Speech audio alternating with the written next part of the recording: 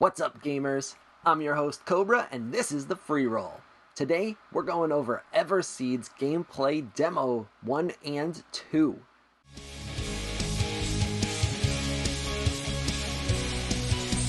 Gamers, if you've been following me on Twitter, then you know I have been looking to increase the Freeroll's exposure to other Web3 blockchains, and lately that has meant a big increased focus on Solana-based Web3 games. If you're not following us on Twitter, you should definitely do so. There's lots of alpha and discussion about the Web3 gaming space over there, and I love to engage and answer all of your questions. One of the projects that we've been following for many months now is called Everseed. I minted my Ranger several months ago, and he's been staked, earning me favor ever since. However, over the last couple of weeks, they have released not just one, but two gameplay demos that we were able to test out to get a feel for what this game is going to be like. Now, full disclosure, the tower defense game that we are playing today is only one part of the overall Everseed game. It appears to be one of the earlier game modes in the overall game, and the fact that there is more beyond this is really exciting because, quite frankly, this is a really fun tower defense game. Now, the first section here, we're going to go through the first gameplay demo stage called the First Adventure. I have that gameplay sped up 2x for the sake of time. However, we're going to go through all 5 stages, and I'll tell you a little bit about my strategy and some of the mistakes that I made along the way. Then we're going to dive into the final 2 stages of the Proving Grounds, which is from the second playtest demo. We actually had to spend some of the favor that we have been staking in order to enter this stage, and admittedly I wasted quite a bit because it took several tries to actually complete it. But it was a very fun welcome challenge. I've got those 2 waves at regular speed so that we can break them down in a little bit greater detail. So if you want to jump more straight to the more challenging content, use the timestamp below. Now, Wave 1 here is fairly simple. We have not a lot of options and not a lot of energy. The mistake that I make early on here is not clearing any of the blight. Not so much because I need to clear this stage, but it's an efficient use of energy early on, and it'd be easier to clear this stage by spending some of that energy clearing the blight. That said, we went with a strategy of slowing down their path a little bit and putting a leveled up thorny plant right near our end goal. That is a play that I like because that thorny plant is going to be in a excellent position to help defend us no matter where the bugs are coming from, so it'll be useful in all 5 waves. Here in Wave 2, I've already got the leveled up thorny plant near the end goal, so my real goal here is to extend the path and slow them down along the way. So here I put some additional basic plants and upgrade them to one of the blaster plants and one of the sap weeds, which slows enemies down, and this is more than enough to get through the second wave.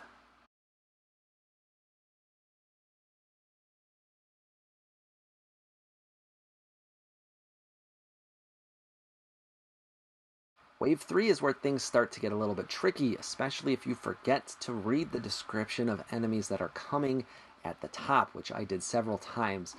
In fact, that is one of the reasons why it took several attempts to complete the Proving Ground, as I kept forgetting to note that this is the stage where brutes come in. However, all I'm doing here is focusing on extending their path so that my leveled up thorny plant can finish them off before they get to the end goal, which is again successful here.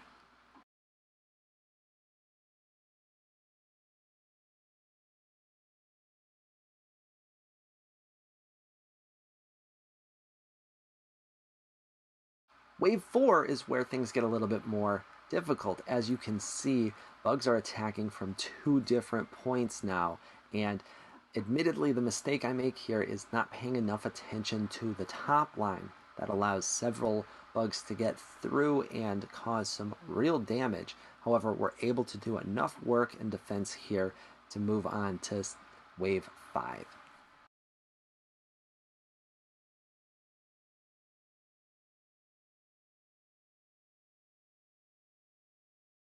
Now, wave 5 is not the best because I've dug myself a little bit of a hole.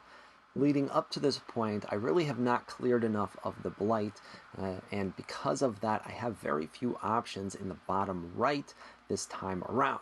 I decided that my best play is to rely on that leveled up thorny plant one more time and not worry about the other two paths because they feel very well covered. So I do as much as I can to extend that bottom right path and lean on my thorny plant. It does allow more bugs through than I had intended and hoped, but because nothing got through on the other paths that were well covered, this was still more than enough to get me through with a decent score. Now we move on to the proving grounds, and you're going to notice right away that the gameplay here appears slower. This is actually the normal speed. I had the first adventure sped up 2x, in case you skipped that part. So this is going to appear slower, however, it's the normal speed. The Proving Grounds is a major uptick in challenge. While I was able to finish the first adventure on every single attempt, this one is the end of, I believe, my 5th run before I was able to finally clear it. Now, I made a few mistakes, and I had to experiment along the way. One of the challenges that the Proving Grounds brings is that you now have a lot of options in terms of the battle plans that you want to bring with on your adventure. You don't have room to bring everything. You still are limited to 8, just as you are in the first adventure. However, there are 12 to choose from, and so part of the strategy is which plants you want to bring along. I finally settled on bringing 1 Tema plant and 1 Dark Grabber. These are the 2 of the new additions. And then I brought the 6 from the first adventure because I knew how those plants operated very well and had a plan for how to execute them. The overall strategy this time around was to get the Tema plant out there as soon as possible so that I had maximum energy available in as many waves as possible. And then also to get the Dark Grabber out, but more specifically to place the Dark Grabber near the entry points so that they would start receiving double damage much sooner along the path. This worked out great, but required a little bit of friendly RNG because if you don't get the Dark Grabber or the Tema plants early enough on, then you aren't maximizing their value. The other thing that I was not doing very much of during the first adventure is moving my battle plants around. I admittedly forgotten this from the tutorial, but if you have a basic plant, you can move the battle plant to the basic plant and get it into a new spot. You sacrifice one of your plants that way, but it uses no energy, and having them in the right places to defend yourself is key on this stage. Here we're looking at wave number 5, and you'll see that I have moved the Dark Grabber to the least defended path. I'm then using my basic plants to figure out the best way to extend that path and give my plants the most time to stop the bugs. The second basic is used to get a sapweed in the right place. The sapweed slows enemies down, which allows you to land more attacks. Because I like to lean on those leveled up thorny plants, this combination works really nicely, especially when you add in the Dark Grabber. So the sapweed slows them down, the Dark Grabber doubles the damage that they are receiving, and then the thorny plant puts out a high rate of attacks that really add up. The other thing that's nice about the thorny plant is that because each attack is a relatively small amount of damage, but they're happening quickly, it allows the thorny plant to move on to the next enemy without wasting much damage at all. Conversely, if you're using the bombs or the muscle plant, those each put out a lot more damage with each attack. However, if your bug is down to 3 hit points, there's really no benefit to hitting it with an attack that does 30 or 40 or 50 damage. Admittedly, during Wave 5, I was a bit inefficient with watering, and this is partially because I could have been more efficient in my setup, but also because I have used a lot of my plants and energy already. However, this is still enough to get us through the stage, taking some damage, but leaving ourselves in relatively good shape for Wave 6. The final wave, Wave 6, has 4 paths of bug enemies attacking you, and this makes it exceptionally challenging.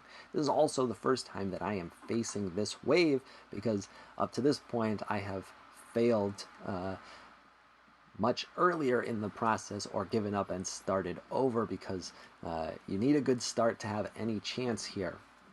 I'm feeling pretty confident with the amount of HP I've got left, but I don't know how many bugs they're about to throw at me. So when this starts, it is quite clear that part of the challenge is an overwhelming wave of bugs coming from all directions. And as you can see, I'm not able to deal with them all. We are, however, able to slow them down enough and stop enough of them to clear the stage for the first time. And this was a cool moment. I legitimately smiled and fist pumped for, I think, the first time in a Web3 game, because this is the first time that they've given a real challenge that you could overcome with skill. Other games have been hard, but they have lots of RNG and luck involved. Like, for example, breeding in Zed Run, you don't really know what you're going to get, so you just kind of have to try and hope for good results. Here, you have to have good skills and a good plan and strategy in place to get through the content.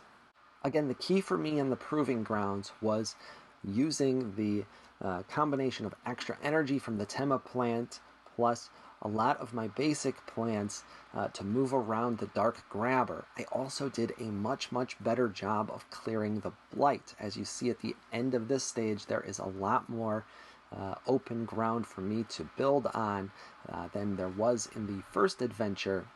And this is because I spent more energy, especially early on, clearing the Blight and creating additional space for myself. I did this even in spots where it didn't necessarily benefit me on the current wave, but I knew it would help set me up for later waves, even if I didn't know exactly where all of the enemies were going to be coming from. My final thoughts on this project overall. My final thoughts on Everseed overall is that I was right. Now, what I mean by that is the team really has embraced a strategy of under-promising and over-delivering. Leading into the mint, and when I first discovered the project, there was a lot of interesting stuff to read about their plans, but not the most robust roadmap, and this likely gave some buyers concern. They didn't include things like a date for when gameplay would be available, and quite frankly, the first and second playtest demos both were a big surprise for me. Now, those are very welcome surprises, because one of the things that most Web3 gaming projects have struggled with to this point is they sell the NFTs very early in the process, but then it takes a long time before we get any sort of gameplay. There are projects that we follow very closely on this channel that have NFTs that are over a year old, and they still have shown us no real gameplay footage at all, much less let us play the game. Everseed did not make any sort of promises around us being able to demo the game, but they have now delivered 2 experiences that have been a lot of fun and a very welcome surprise for the community.